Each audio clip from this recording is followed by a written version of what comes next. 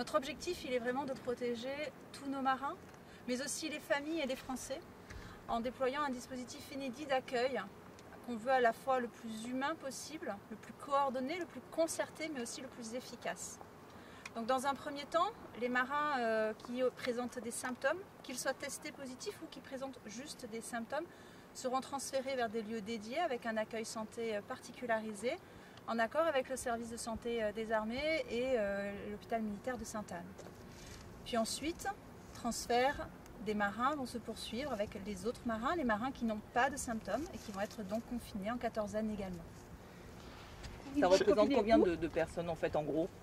Alors sur un porte-avions, il y a environ 1700 personnes. Sur la frégate qui l'accompagne, qui est arrivée à Toulon, environ 200 personnes. Donc l'ensemble de ce personnel vont être confinés et vont respecter donc une période de 14e.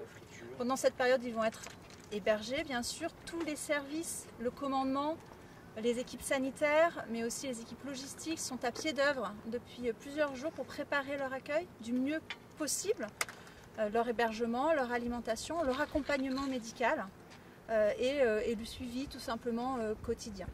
Il y aura des tests de dépistage pendant le confinement. Notre objectif, c'est vraiment que nos marins rejoignent leur foyer et puis finalement leur foyer une fois que la situation est clarifiée. À quel endroit vous allez les confiner, les mettre en quatorzaine? Sur des emprises militaires, essentiellement dans le Var, et tout le transfert va se faire également par des moyens militaires. Donc par des bus, des camions, des véhicules, mais aussi par des moyens nautiques.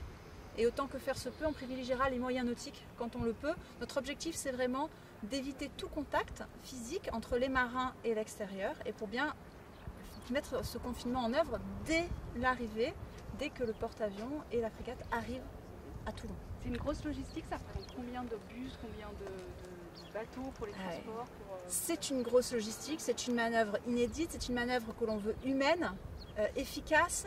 Je n'ai pas le nombre de bus, il est conséquent. C'est surtout aussi des hébergements, l'adaptation aussi de nos structures pour permettre aux marins d'être hébergés correctement, d'avoir une alimentation, d'avoir un suivi médical tout au long de ces journées. Voilà, on ne prétend pas à une réponse parfaite, mais en tout cas tous les services sont mobilisés, tous les services sont sur le pont, comme on dit chez nous, pour offrir un accueil le plus humain, le plus efficace, adapté possible, et on évoluera au fur et à mesure des jours qui vont arriver pour prendre en compte tout ce que l'on voit et tout ce que l'on peut améliorer.